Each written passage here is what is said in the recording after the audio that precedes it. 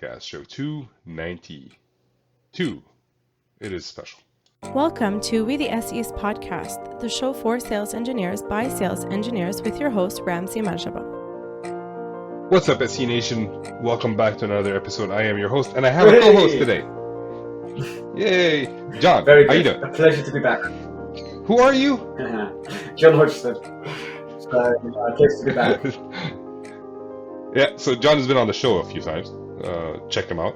He set up this call with our guests, Jeff and Dave, and we're gonna debrief after the call. Well, we just did the call, but do you want to just jump into the show so people can listen to Dave and Sure Jeff thing, instead of let's us? do it.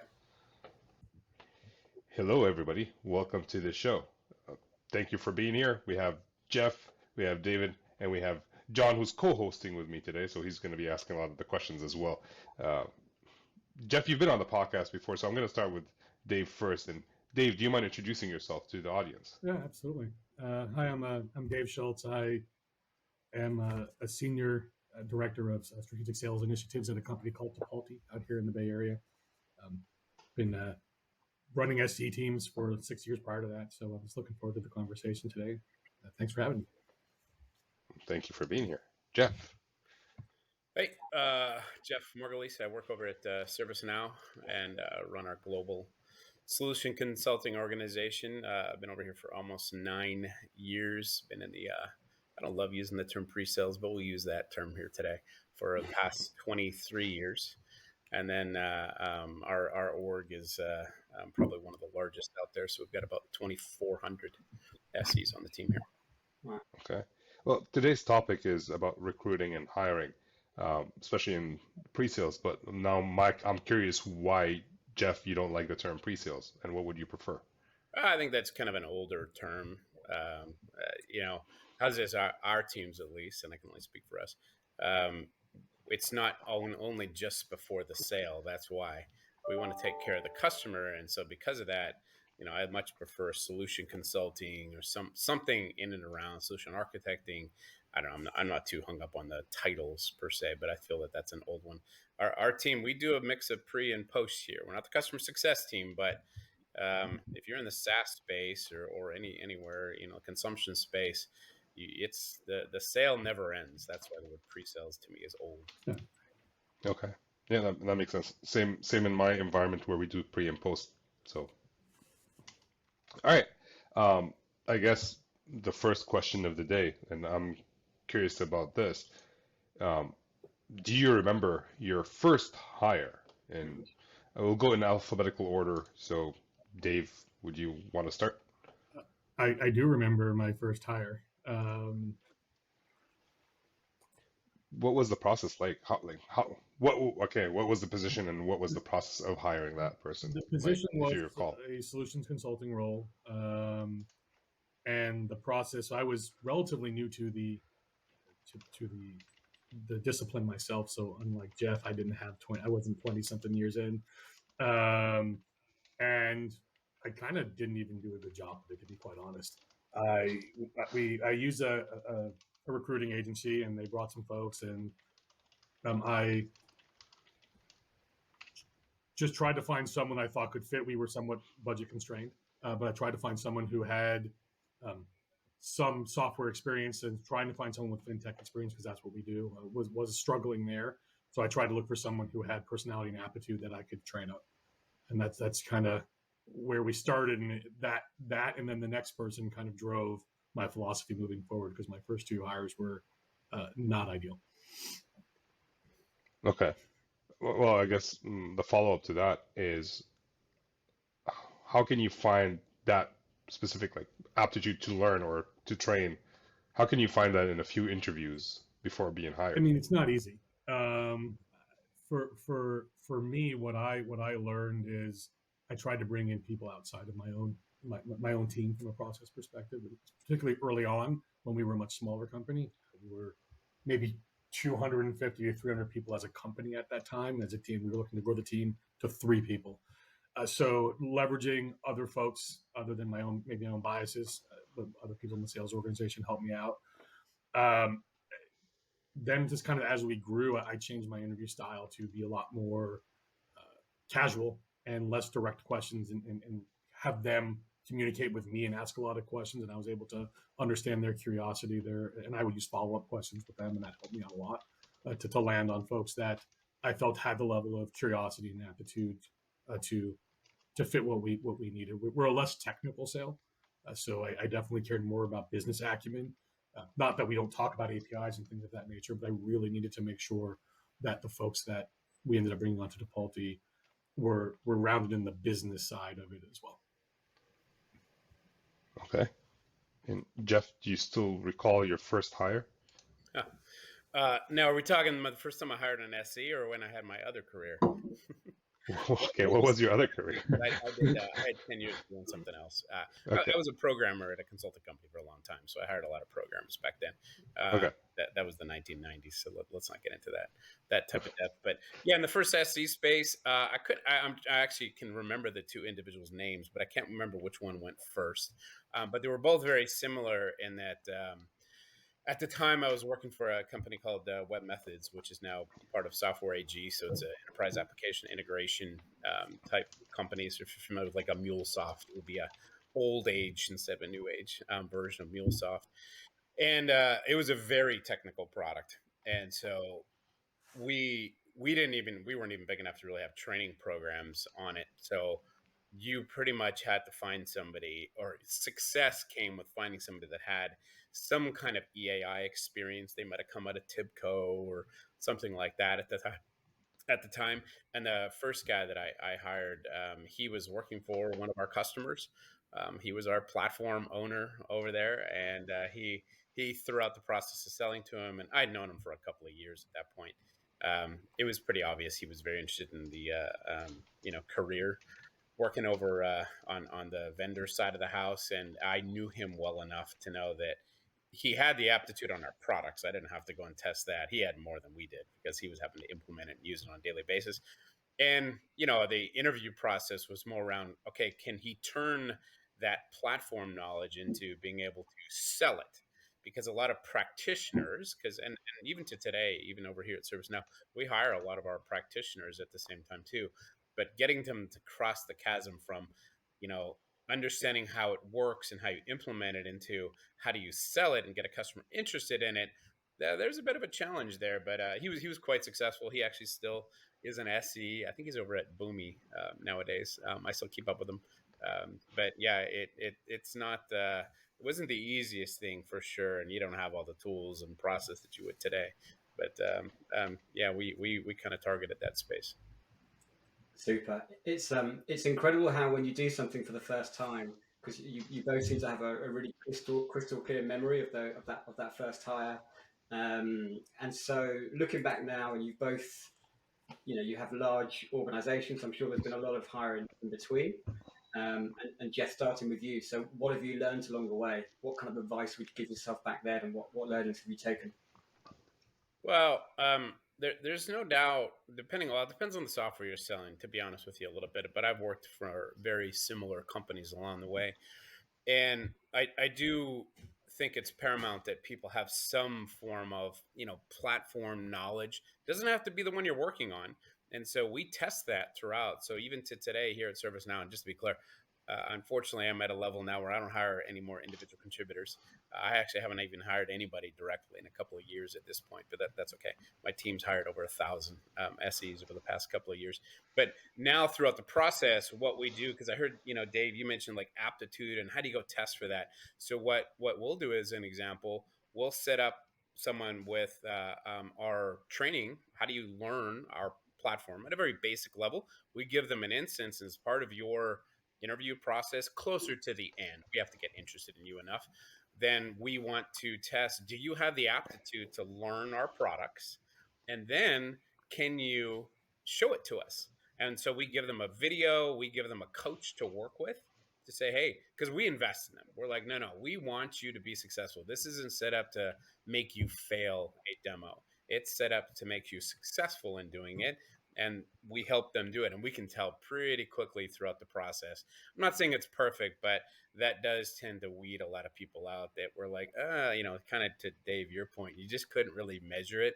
I'm not saying I have it perfect, but this definitely tends to work. But it takes a lot of investment on our part to make that happen.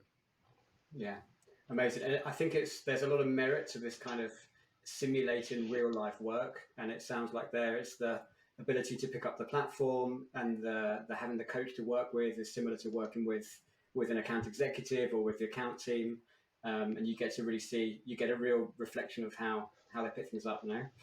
And Dave, from your side, what have you learned along the way? What advice would you give yourself back then when you made that first hire? And part of it is just trust my gut, and it sounds strange, but I think the more you do it, the more I trust myself, and the failure actually helped me be be where I'm at now, and I've done a really good job of getting the right people. One, domain expertise. I think not necessarily technical expertise as much, but domain expertise. We sell to controllers and VPs of finance and CFOs, so being able to gain credibility that people understand that space. They're not necessarily as deep in the weeds on API integration and things of that nature, which we still need to know. But from a conversational perspective and a selling perspective, it's you want to resonate with the people that are buying the software. And I think that was something that I learned and we kind of indexed on a bit. Similar to Jeff, while we didn't set up our own, we didn't have the resources of a ServiceNow to set up an entire environment for folks to demo to Palti. But we definitely ask folks to demo something. What we're looking for their presentation skills, and part of me, it's I would love to learn to test them on the aptitude of being able to pick up our product, but I also want to see them presenting something that they should be comfortable and confident presenting, and how well they do that. Because if they have chosen something to present to me and they're not able to present that and articulate things properly, then I don't feel comfortable that they'll be able to do it with the software that they're going to have to learn here.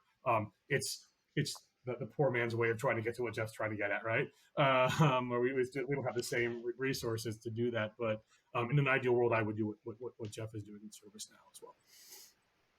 Super, super. And if I could just follow up with one thing as well, because this is something that really, really interests me. So you talked about trusting your gut, and I find it really interesting, this different, the kind of trust in your gut versus the kind of structured process.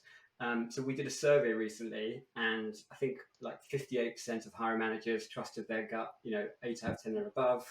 The individual hiring manager interview was the best rated.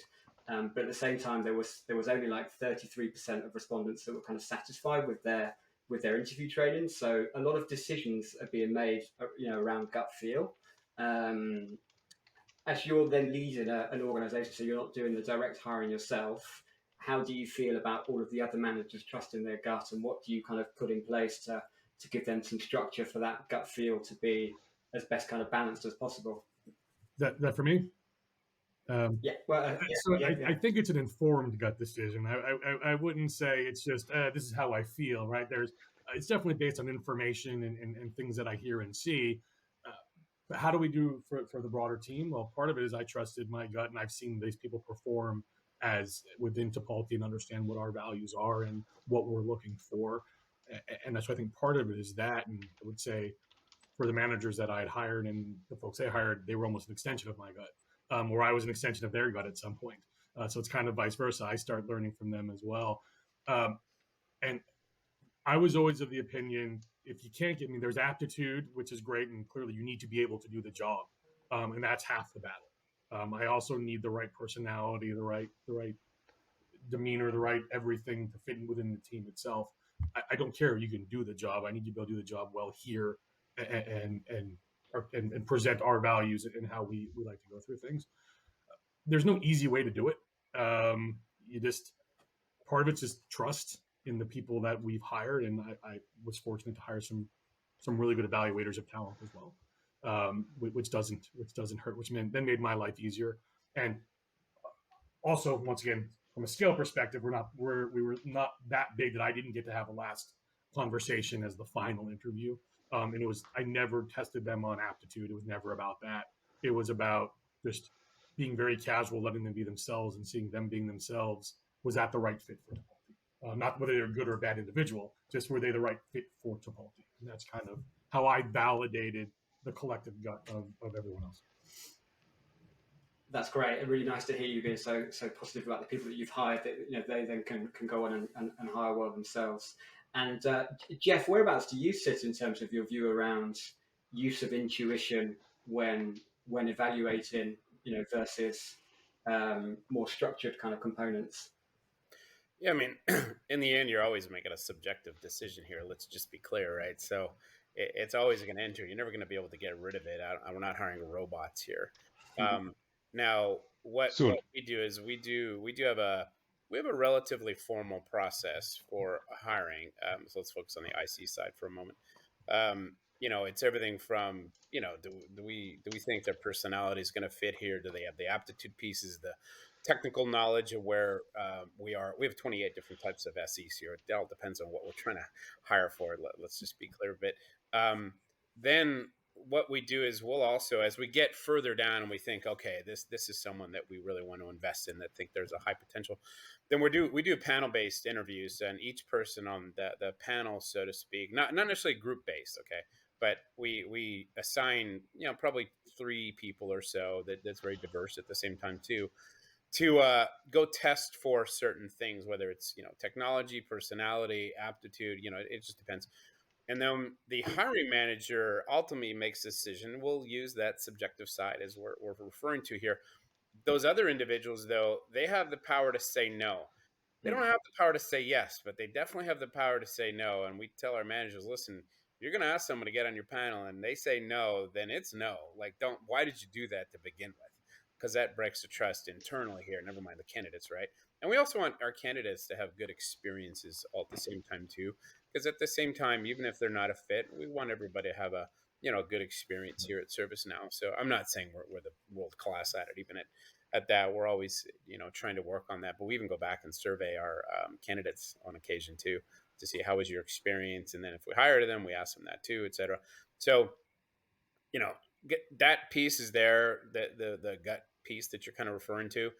But at the scale side, I can't imprint my personality or decision making into multi-thousands of people. That really doesn't, by the way, I used to try to do that when we were a lot smaller.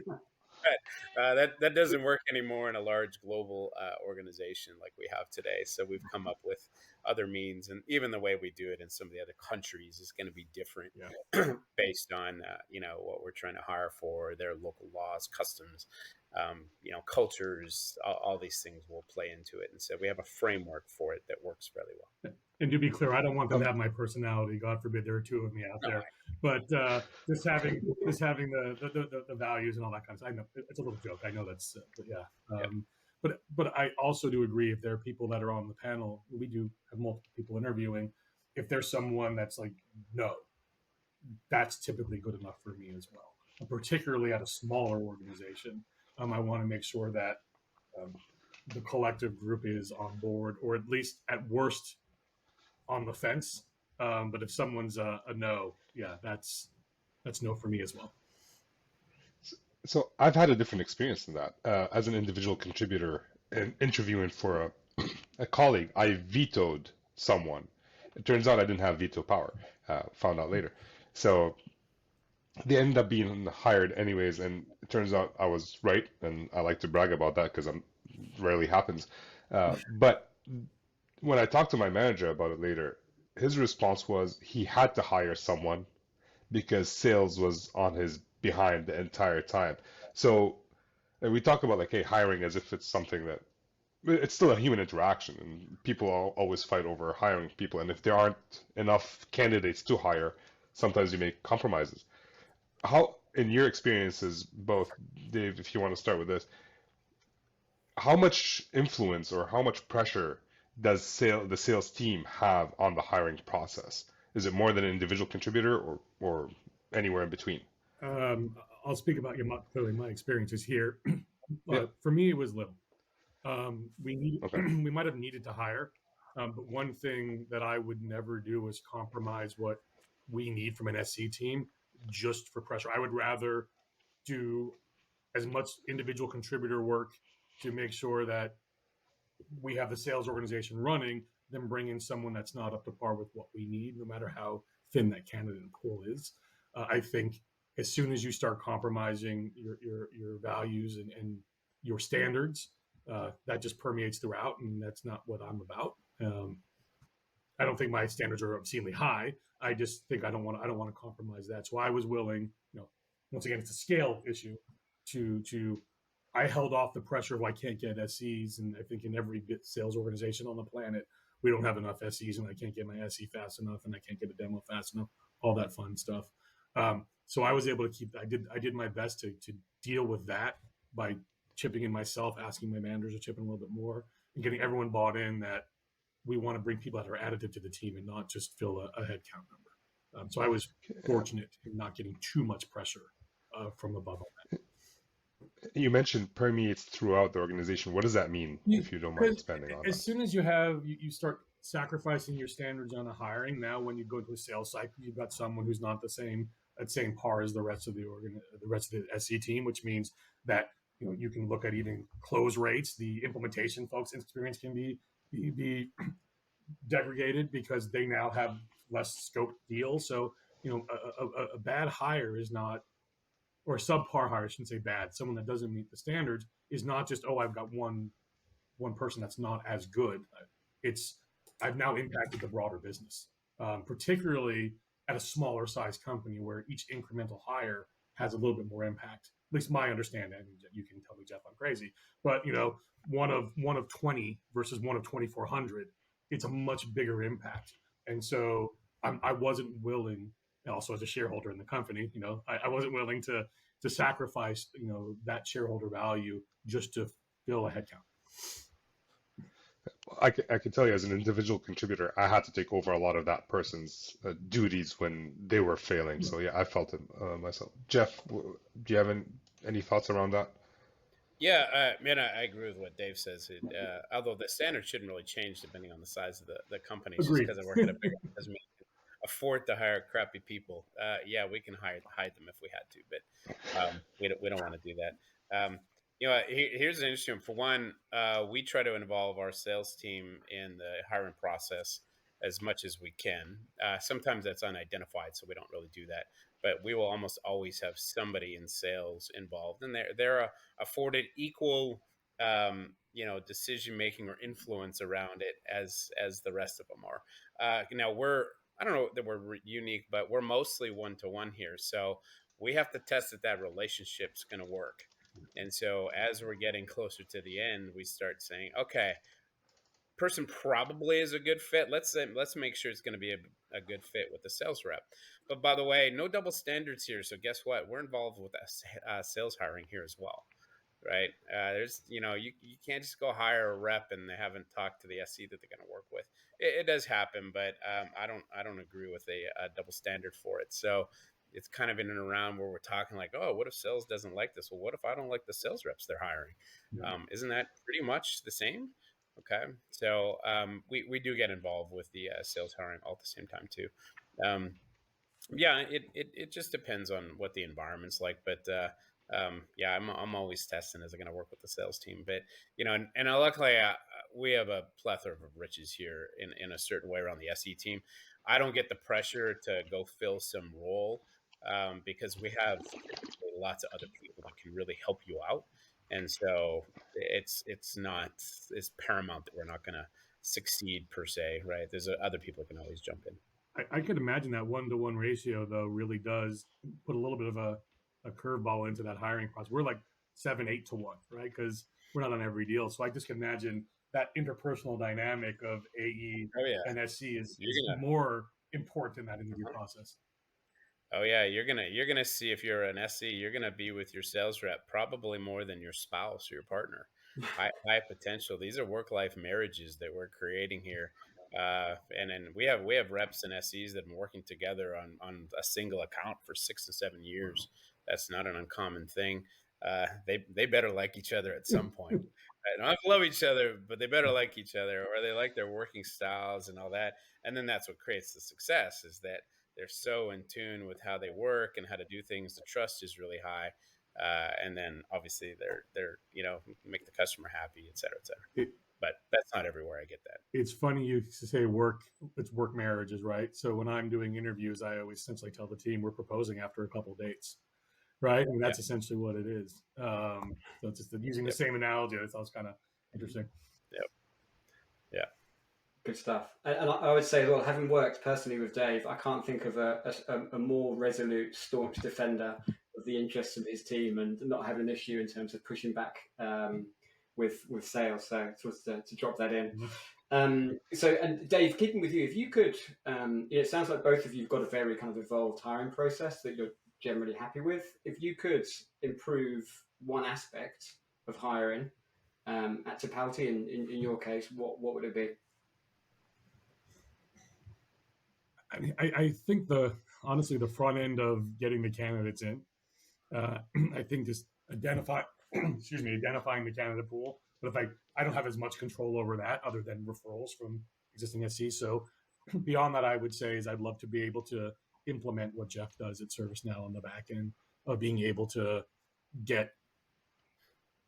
educate and have the resources to have the potential candidates learn Tipalti and then be able to kind of present that back to us to be able to understand they can internalize our value, our message at the 10,000 foot level. I think that would be a really positive step.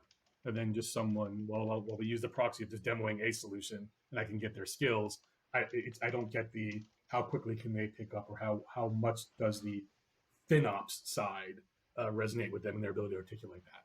So I think that would probably be the one thing I would borrow from. That I think would happen. And Jeff, is there anything you would improve? It's not just saying improve, but I'll give you a little bit of concept of current dynamics. As with many companies right now, there's not a lot of hiring. The heady days of 2022, more 2021 are long behind us. By the way, just as a perspective, in 2022 we hired 650 net new SEs here. We added a massive amount of people, like a lot of tech companies did. In 2023, we've only added about 110, 120, something like that. But at least we're still on the positive growth rates, all those things. But it caused us to rethink our whole strategy because before everything was built around massive amounts of intake and volume flow and all that. This is a lot more about a calculated approach. Well, at the same time, too, we have over the last 5 years embarked on building our own. There's going into the market for certain sets of experiences like we do today. A lot of our architects, as an example, that's pretty hard to go build your own architects, although we're attempting some of that right now. But what we've done is we've created an academy that had grown significantly in scale. It hit at one point, we could produce 130 SEs a year out of our academy, which was outstripping the demand side of what I had. So what we've done is compress that down. We don't produce as many, but it's pretty close to right size at this point.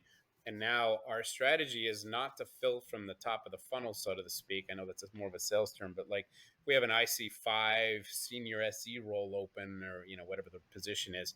We want them to come from within the org and push the org up constantly. So getting our teams, our managers to think in that way and to coordinate the dance, so to speak, that has to happen around that. That's actually a lot harder than it looks. It's harder than going out to the market and just recruiting people. We luckily have the brand that we get massive amounts of inbound, especially as the market's gotten tougher. That supply side has really gone through the roof. There's no doubt. Listen, in early 2022, even we were struggling with trying to find people, but that has kind of shifted course over the last 2 years. But we're doing a little bit of a different strategy to kind of fill from the bottom and get everybody kind of move up. But we'll hire strategically as we move along at the same time too. But getting our teams used to that, because that's a different process, right? Than going out to the market. So I have a question about the interview process in itself, but before that, for the academy, Jeff, Yep. is that like new grads or people trying to change careers? We'll do anything. It's a little more geared toward that college type grad, but Okay. we run them in cohorts. We did a cohort was military people. We did one with people switching careers at more of a late stage, but traditionally it's more that Not necessarily directly out of college. We'll do some of that, but those people that are a year to two out and have had their at least first job, and then they're kind of figuring out what they want to do, and then we kind of ingest them into our programs. I love that. Okay. I love that idea. Both of the new culture and then the military like those different type of cohorts. We don't obviously have a program like that, but we have actually had SDRs or BDRs, you want to call them, that showed interest, Yep. and then we spent 6 months or so trying to cultivate them to bring them on as associate. Because I do agree, if you can get folks from within the organization and lift them up, Yep. you're in a better spot than some random. You at least know that person a bit. So I Definitely. do love that idea of the autonomy cohorts. That's really cool. Yeah, and Dave, our first classes were all filled with SDRs. There you go. SDRs that realized they didn't want to be sales reps. Yep. Probably first 2 to 3 cohorts were all built around that. Yeah, that and probably family members, kids, or something like that. I didn't have any recruiting at the time. For the interview process, Jeff, you mentioned that there's like a bunch of interviews. You interview with a manager, with sales, with SE, and then there's a panel interview. And I've been in situations, and I've talked to John about this and ranted about this, but I'd love to hear your thoughts about like the why, where it's taken 6 months for an interview process, like from start to finish. Whereas when I talk to them, like, hey, can you please schedule all, and then if you don't like me, cancel, right? Is there a specific reason that's the case, or is it just logistics? That it takes 6 months. I'm not sure Yeah, what you're asking. yeah, Well, like the interview we process. do 6 months, so Yeah. Well, we're a lot more that's accelerated. on the extreme side potentially, Yeah. but like I've been in situations where you talk to a recruiter, right? And Yep. then they tell you, all right, let me talk to the manager, and then we'll try to schedule you in. Then we talk to the manager. It's like, all right, they like me. It's been a week since I talked to the recruiter, and then the manager, all right, let me talk to the recruiter so they can reach out to you and they can give you the call with the next SE. Yep. And so it's just not doesn't seem very streamlined. Yeah. And I'm Well, just thinking like, if luckily, when you work for a workflow automation company, you kind of tend to be able to fix things like that. We do use some of our own products for this whole, like, what does the experience look like? It's got an internal and external based set. Although we also use a third party for. We don't have a recruiting software over here. We use commercially available software. But no, I hear you on that one. We try to make that as best as possible. That's why I mentioned that whole candidate experience. We don't want to try and keep people warm forever. But listen, that kind of happens, and especially in today's environment where there's a large amount of supply, and Yep. like, well, I know I might have a role. I mean, this is a typical thing. All right, I'm a hiring manager. It's Q4. I think in Q2 or Q3 I might have a role open. I want to be as fast as possible, but I want to get the best candidates as possible. I might have a few conversations right now with people just to kind of feel what's out in the marketplace so that when it's real, because sometimes it's not necessarily real, just because it's posted on LinkedIn or whatever, that doesn't necessarily mean it's translating into an actual open position. Then, we're kind of setting up for the future, the hopes that we might have something sitting out there. One thing I didn't hear either one of you mention, maybe I missed it. You just kind of talked about it, Jeff, right now, like future thinking. But we don't, as managers, as SE managers, I don't see a lot of SE managers do scouting, right? Like when you're about to join a sports league, you have scouts out there trying to find other SEs. But for a manager, they probably might put a job posting on LinkedIn, but there is no active scouting for the next talent. Is that something that should be looked at? Is being looked at? Do you guys do it? Jeff, maybe you have an answer for that, and then we'll talk last, Dave. Yeah. I mean, is everybody doing it? No, but yeah, we're pretty active in trying to do that. That we try to get everybody at all levels. Even I do it, right? I'm always thinking like, all right, succession planning, or like as you might imagine right now, generative AI and all the things that are going on there. Us, like every other company, is trying to do something in that. We know we're going to have open positions at some point. Those are going to be hard to fulfill. I probably won't be able to build them internally, so we're trying to go and do some light recruiting out there to see what does the market have. Let's get involved with all kinds of organizations that are out there to kind of figure out what's going to go on. And then, like I said, we end up very fortunate from a lot of customer or partners. They end up wanting to come work here, so that's a pretty active pipeline for us as well. Okay. Thank you, Dave. I Any wouldn't thoughts around that? I wouldn't say we're doing sort of any active, you recruiting is the wrong word, but active outreach. I think for us, at least for me, I want to balance the kind of something you said. It's I don't want to lead people on and think they're interviewing for a job and then there is no job there. Like so, there's part of that. And at a smaller organization where we just like 100 like I maybe there's 2 people that got hired this year or 3 years that got hired in 2024. It's not big growth, so I just want to be careful there.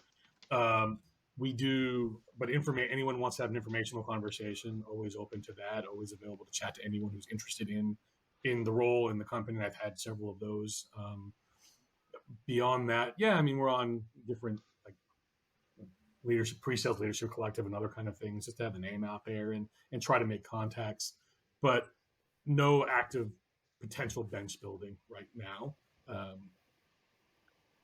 That may change, but right now, just I I always struggle with not wanting people to think they're actually interviewing for a job when there is not one to have. Yeah. Yep. My personal experience is that generally for the very top performers, they're always going to have a lot of suitors, and where there's been that groundwork that's been done before in terms of building the relationship. In the same way, Rams, as you mentioned with sports, it really does pay dividends towards the end. But it's one of those things. It's kind of important, not urgent, and it's difficult to keep it going now. One final question from my side would be: there'll be some aspiring managers listening to this or watching this. What advice would you give them in terms of in terms of how to hire effectively? Dave, if you wanna start, that'd be great. Um, Number one for me is maybe I don't know if this is controversial or not, but I don't want to hire people like me. I want diversity of experience, diversity of thought. I want people that have different backgrounds. I want people that have different experience. I don't want groupthink in my organization. But I'll go back to what I said earlier. I mean, you want to make sure that you're looking for people that have the domain experience as best you can, right? I think that matters, and people that can articulate. And when you're talking to someone, unfortunately, I use that word articulate like 4 or 5 times today, but I think it's valuable to be able to communicate pretty concisely, points and their thoughts. And more than half of our job is, I would say, maybe 80% of our job is communication and half the time translating. So that is something I think managers you want to make sure you look at. You want to make sure that people are coachable. It's something that you can find out, and we try to do that. One of the ways we've always tried to do that here at Tipalti is actually at the end of a demo, we go round robin and we provide feedback, and I want to see how they receive that feedback because I want to see if someone is coachable. If you're not coachable, you're not gonna work out here. Um, it doesn't mean people can't push back or disagree, but you have to be willing to take feedback and advice and move forward. Uh, Beyond that, it's okay to make a mistake. You don't want to, but you're not going to get it right 100% of the time. So don't let the fear of getting the perfect candidate get in the way of hiring a really really good candidate that can grow. Everyone's not going to tick every single box, but make sure they tick the box and at least the important ones, and you can coach them up on the others. Right? I think. And last thing is develop a group of individuals that you trust their opinions. And as you're looking to hire and include them as part of the hiring process, so that to Jeff's point earlier, someone says no, you trust that person knows what you're looking for, knows the team, and that way you're not just relying on your own gut and your own opinion. You're relying on people you trust to help you guide you through the process as you're making your first hires. Yeah, that makes total sense. And Jeff, from your side, what advice would you give? Yeah, so I'll give you maybe 2 categories here. One, authenticity is such a hot topic, it seems, in general these days. Don't forget, as a hiring manager, and especially as a frontline one, to showcase some of your authenticity. What is your personality like? You are, and Dave mentioned it, it's like a hint of almost the way you're dating here. Let's not overplay that, but there is a bit of that. Like you're don't forget, you're selling just as much as you're buying all at the same time too. So like for me, when I open up, if I'm doing an interview, I'm very like, for one, I'm definitely much more toward the casual side, right? Some people love being very formal, and that's fine. That play to your own personality, right? But I'll jump in and hey, how was your weekend? I'll look up like, okay, the person lives in Indiana, they graduated from Michigan. Like, how was the game this weekend? Or something to do some kind of connection. There are easy ways to do that because I actually really want people to be at ease. You don't want them to be so nervous because then that's not their authentic self. And then I'm trying to showcase mine, all at the same time too. So anything you can do around that, and those will come with experience, being confident in yourself, etc. So now number two category is, and this is something I was fortunate. Oh man, and it must be from almost 20 years ago at this point, but I was lucky to go through like interview training. So, this is something that we don't do often as hiring managers. And it's not so apparent how to do these things. And I actually took a class along with a bunch of other hiring managers because I was at VMware at the time. We were growing, I mean, 1,000% a year type thing. We were constantly being measured on how many people you could hire. So I forget who our SE leader was at the time. I was just a frontline manager back then, but they put us through interview training. And one of the best techniques I learned was how to be an interviewer and how to handle the process. So I'll give you the quick ones, just a fun one here. Like, a lot of times, especially if you're doing a lot of cursory, or pardon me, not cursory, but first time type interviews with people, you're trying to do them in 30-minute increments, and you want it to be a good experience, but you don't want to waste everybody's time. I'll get on the phone, we'll do the quick niceties, and I'll quickly jump into, hey, like, I really appreciate you being here. Listen, we've got about 25 minutes left. Here's what I like to do. I'm going to explain what I do, talk about the position a little bit, and then I've got your resume, I've reviewed it, I've got it sitting in front of me. Be very clear with that. I plan to take notes, by the way, so they understand you can do that. And then I'd like to have you kind of walk me through your resume, starting at a specific point, and I'm going to ask questions throughout the way. I don't necessarily have formal ones, but I want to kind of learn a little bit about your experiences. And then, by the way, at the end, I'm going to leave 5 minutes for you to ask questions. By the way, when you do that, first of all, people are like, "Ooh, wow, this is," and I'm not an organized person, but first of all, don't let the interviewee turn it into an interview. And a lot of interviewees want to flip it around and ask 1,000 questions. Don't let them do that. You can't, yeah. But when I start like that, like, you right away are like, oh, wow, they've set the context. Like, there's no getting out of it. Because if you do, now you're breaking my rules, and it's my interview. It's not yours. Okay. So learning how to do professional interviews is a thing, right? And there's all kind of schools and classes and all that kind of stuff sitting out there. But I love doing that, and I think it's a real important skill. So we've done sessions here at ServiceNow for our frontline managers to teach them these kinds of things. So I'm gonna take the opposite end of that. Like, as someone who wants to learn more about the role and all that, I feel like it's also my interview. It's a two-way street. And this happened to me in an interview in the past where they did exactly what you were saying. And then I said, well, like, I'm gonna have a lot of questions as we go. Is it okay if I ask them during the call, or should I wait for those 5 minutes, which I'm pretty sure will not be enough? And at that point, the manager said, you know what, just wait for the last 5 minutes, and if you need more time, we'll schedule another session. And, that was perfect. But a lot of hiring managers don't do what you just said. And they don't like it when I ask questions. And at that point, as an interviewee, like, it doesn't seem like you care to answer my questions. So, Yeah. right, I have the right to choose not to continue, and they have the right to choose not to continue with me either. So, no, I like that. I take a similar but slightly different approach than Jeff. I definitely do everything about laying things out. This is what we're going to do. I add a piece where I'm going to pause like maybe halfway through. I'm going to open up and let you ask me some questions as well. But it's part of my defined process. For me, it does two things. One, it does let the candidate feel like they can ask questions.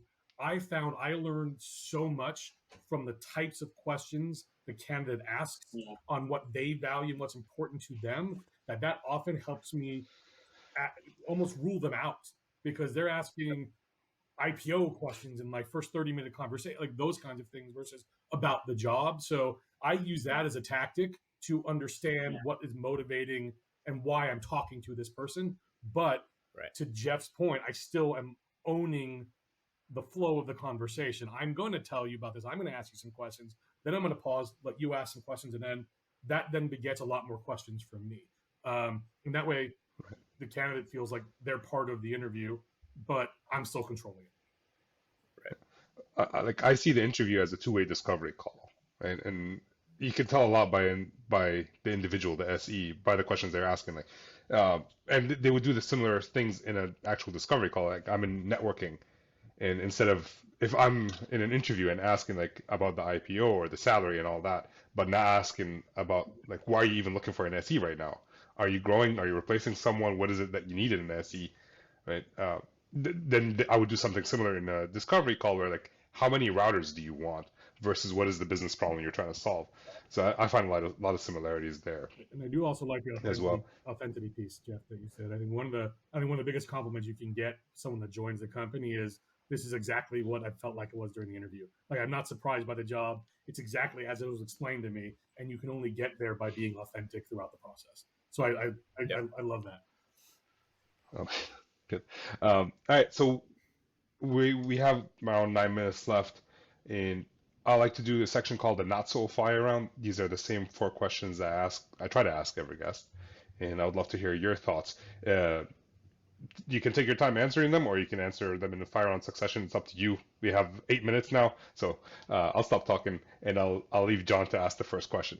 Sure thing. So Jeff, starting with you, what do you love about managing pre-sale teams? I mean, I love our profession. I love helping, to make people realize some of their dreams sitting around it.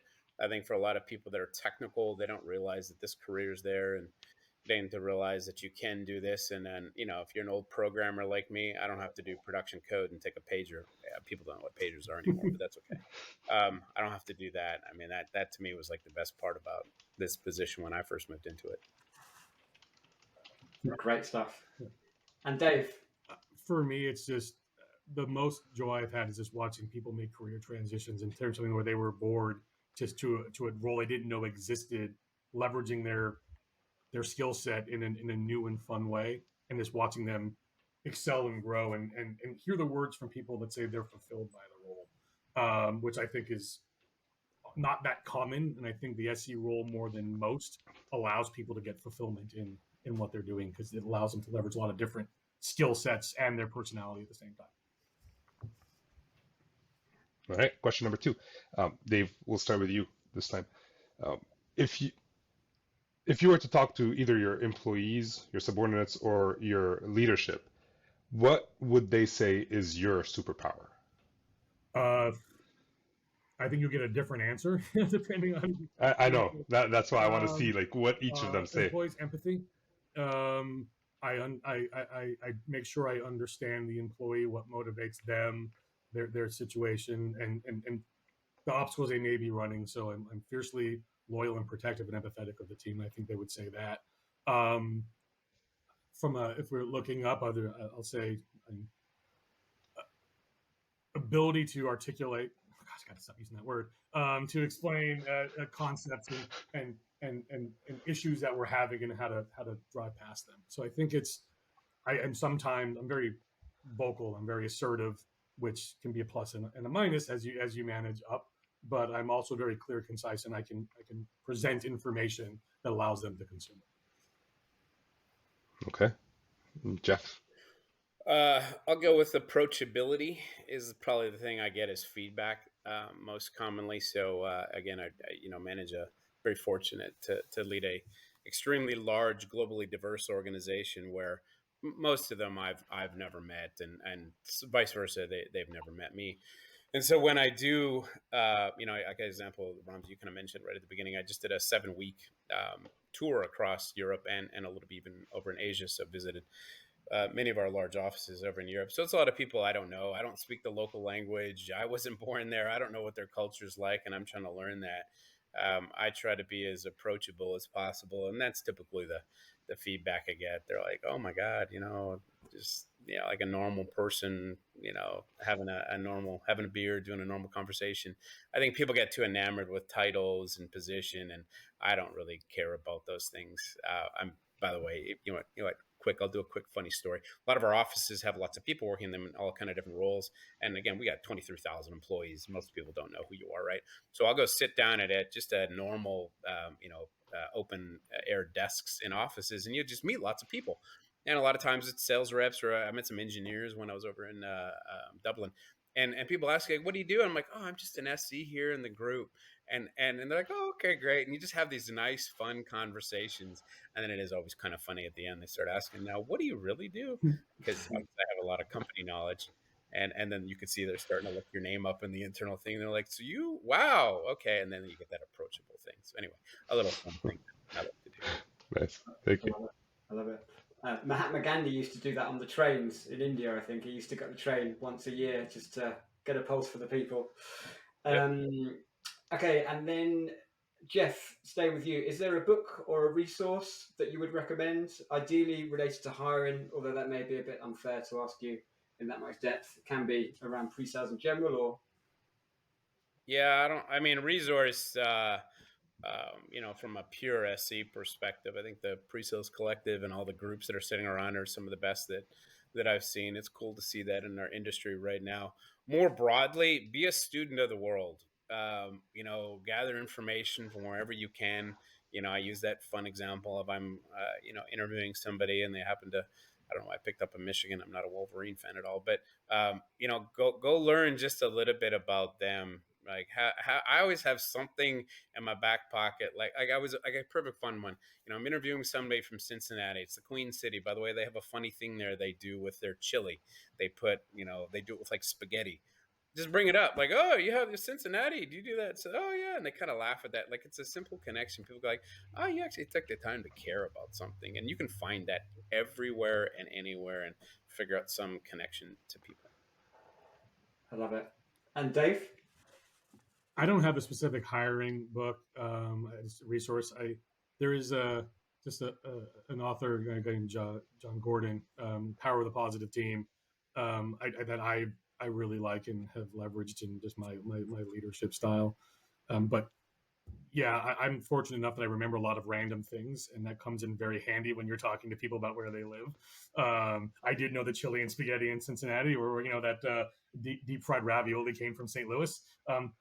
Things like that, right? These random things matter when you're talking to people, because they're not random to them. It's part of who they are and where they come from. So my sponge brain lets me get away with that.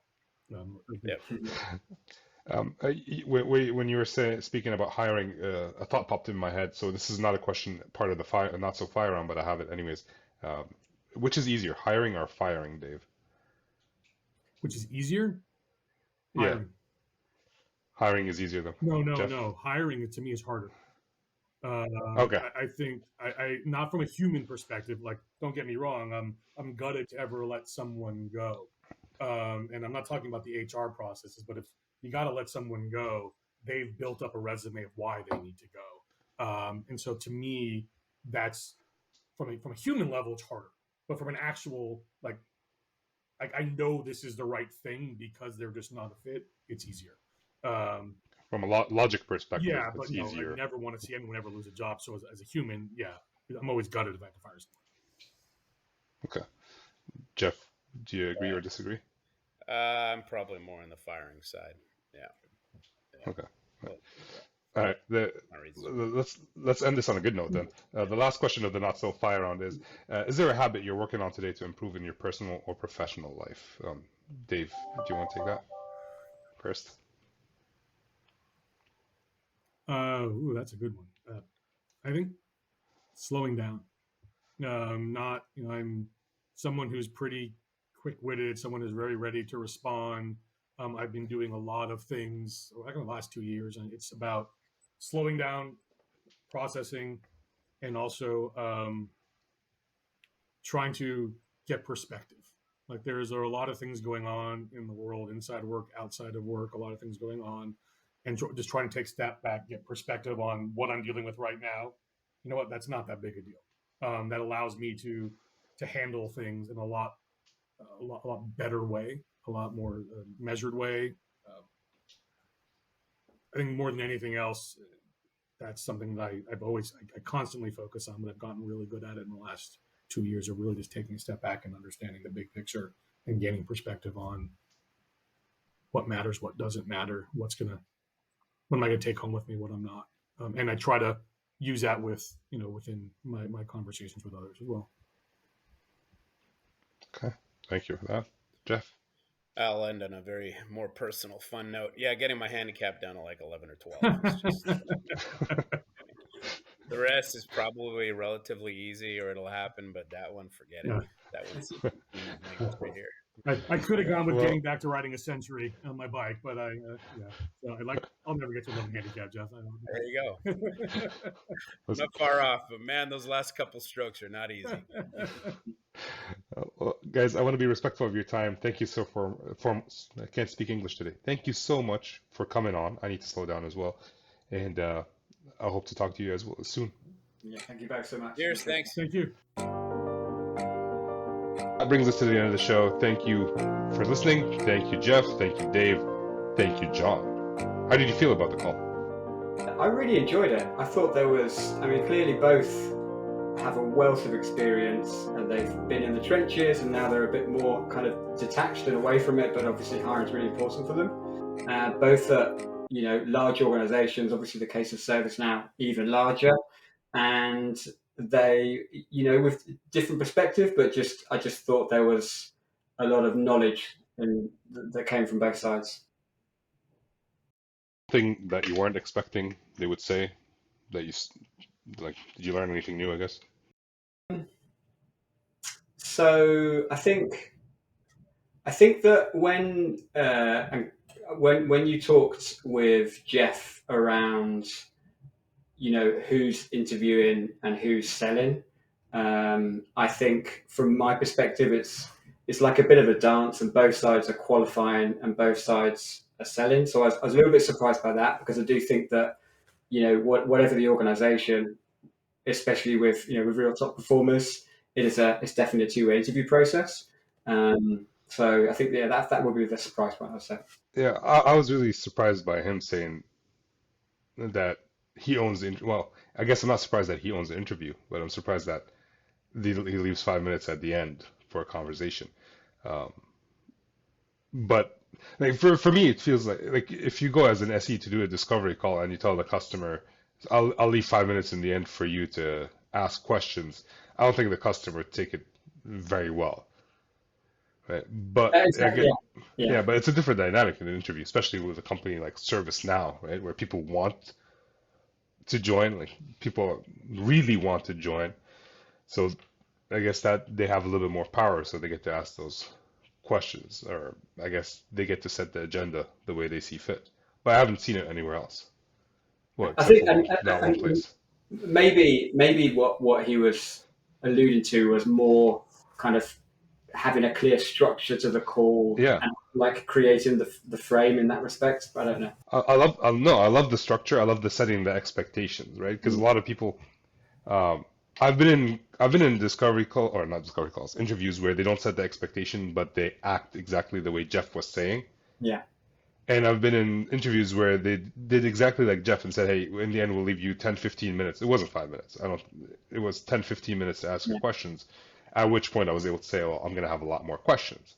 Yeah. Right. But if they hadn't set the expectations, I would have tried to interrupt. They would have been unhappy. I would have been unhappy that they're unhappy that I'm interrupting and I want to ask my questions, right? So I love the fact that he sets the expectation, and he agreed with the fact like, hey, I have more questions, so they set up another call after. But it was interesting not many people have set that expectation with me as I interview. Yeah. Yeah, and I think it's definitely good process, whatever the conversation you're having. It's that kind of blend of informality, but at the same time having the structure there. I liked how Dave was so enthusiastic about trusting his team and collaborating with the team and listening to the team. I think that must be so important when you start to get higher and higher up and you can't directly influence things. Yeah, and I love the fact that he admitted. So he admitted at first that he hired like the wrong person. And then he actually explained like what would happen when you hire the wrong person, because a lot of people think, oh, we'll hire them, we don't like them, we fire them, right? Yeah. But there are laws, right? In Canada, it's not easy to fire someone. You have to document like 6 months worth of bad behavior, or like what Dave said, a resume of reasons why they should not have the job. So hiring the wrong person is detrimental, whether it's a small company, and yeah, it's a larger company, you can hide it. I was in a like 1,500 people company, and I was tied one to one with my salesperson, and the SE that was hired was tied one to one to his salesperson. Yeah. I ended up supporting two salespeople and him Yeah. supporting none Yeah. because he just couldn't do the job. Yeah. And then there was a resume of reasons why he shouldn't be there, and he was surprised that he was like go anyways. So yeah. What they say it's hire slow, fire fast, or something like that. And there's Yeah. it's a bit harsh, but I think that's fair enough. Yeah, but sometimes it's not easy to fire fast. Yeah. I mean, depending on the rules of the country you live in. Again, in Canada, you can't. You have to have like you have to put them on. You have to give them warnings and then put them on a PIP and document all that. Right? And that's a lot of effort from the manager. Yeah. Right? And when you're on a PIP, like you're effectively, losing the job. Yeah. So, anyways, any final thoughts before we hang up? No, a really good conversation. Again, great to get such different perspectives, and it's always a pleasure, Randy. Thank you. I want to thank you, John, for co-hosting with me today, and more importantly, setting up the call with Jeff and Dave. I really appreciate it, and I enjoyed working with you. Hopefully, we'll do this again. Likewise, 100%.